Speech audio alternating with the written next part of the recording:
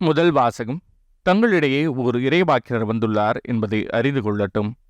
இறைவாக்கினர் எசேக்கியேல் நூலிலிருந்து வாசகம். அதிகாரம் 2, இறைவசனங்கள் 2 முதல் 5 முடிய. அந்நாள்களில் ஆண்டவர் என்னோடு பேசுகையில், ஆவி என்னுள் புகுந்து என்னை எழுந்து நிற்கச் செய்தது. அப்போது அவர் என்னோடு பேசியவற்றை கேட்டேன். அவர் என்னிடம், மானிடா, எனக்கு எதிராக கிளர்ச்சி செய்யும் இனத்தாராகிய இஸ்ரேல் மக்களிடம் நான் உன்னை அனுப்புகிறேன். இன்று வரை அவர்களும் அவர்களுடைய மூதாதையரும் எனக்கு எதிராக கிளர்ந்தெழுந்து கழகம் செய்துள்ளனர் என்றார். வன்கண்ணும் கடின இதயமும் கொண்ட அம்மக்களிடம் நான் உன்னை அனுப்புகிறேன். நீ அவர்களிடம் போய், தலைவராகிய ஆண்டவர் கூறுவது இதுவே என்று சொல். கழக வீட்டாராகிய அவர்கள் செவி சாய்த்தாலும் சாய்க்காவிட்டாலும் தங்களிடையே ஓர் இறைவாக்கினர் வந்துள்ளார் என்பதை அறிந்து கொள்ளட்டும்.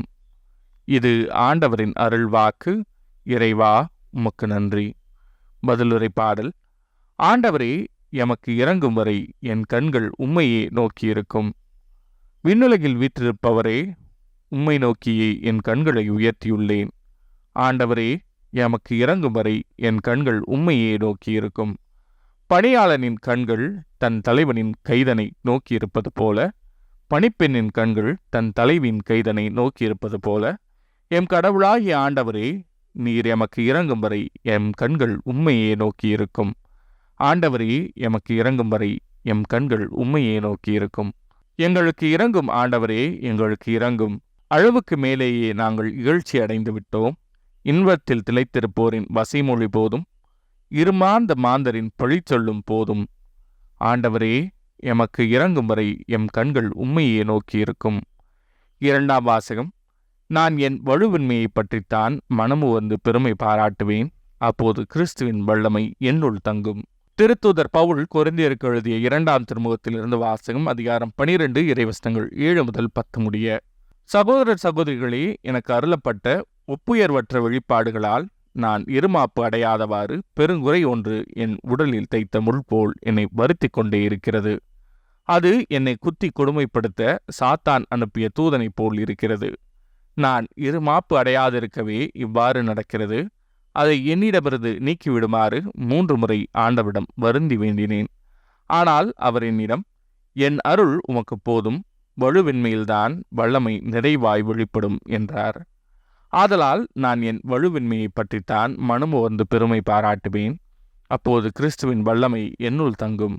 ஆகவே என் வலுவின்மையிலும் இகழ்ச்சியிலும் இடரிலும் இன்னலிலும் நெருக்கடியிலும் கிறிஸ்துவை முன்னிட்டு நான் அகமகிழ்கின்றேன். ஏனெனில் நான் வலுவற்றிருக்கும்போது வல்லமை பெற்றவனாக இருக்கிறேன். இது ஆண்டவரின் அருள்வாக்கு. இறைவா, உமக்கு நன்றி. நற்செய்தி வாசகம். சொந்த ஊரிலும் சுற்றத்திலும் தம் வீட்டிலும் தவிர மற்றெங்கும் இறைவாக்கினர் மதிப்பு பெறுவர். மார்க் எழுதிய தூய நற்செய்தியிலிருந்து வாசகம். அதிகாரம் 6, இறைவசனங்கள் 1 முதல் 6 முடிய. அக்காலத்தில் இயேசு தமது சொந்த ஊருக்கு வந்தார். அவருடைய சீடரும் அவரை பின்தொடர்ந்தனர். ஓய்வு நாள் வந்தபோது அவர் தொழுகை கூடத்தில் கற்பிக்கத் தொடங்கினார். அதை கேட்ட பலர் வியப்பில் ஆழ்ந்தனர். அவர்கள், இவருக்கு இவையெல்லாம் எங்கிருந்து வந்தன? என்ன இவருக்கு அருளப்பட்ட ஞானம்? என்ன இவருடைய கைகளால் ஆகும் வல்ல செயல்கள்? இவர் தச்சர் அல்லவா? மரியாவின் மகன் தானே? யாக்கோபு, யோசே, யூதா, சீமோன் ஆகியோர் இவருடைய சகோதரர் அல்லவா?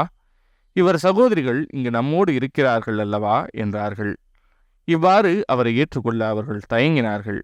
இயேசு அவர்களிடம், சொந்த ஊரிலும் சுற்றத்திலும் தம் வீட்டிலும் தவிர மற்றெங்கும் இறைவாக்கினர் மதிப்பு பெறுவர் என்றார்.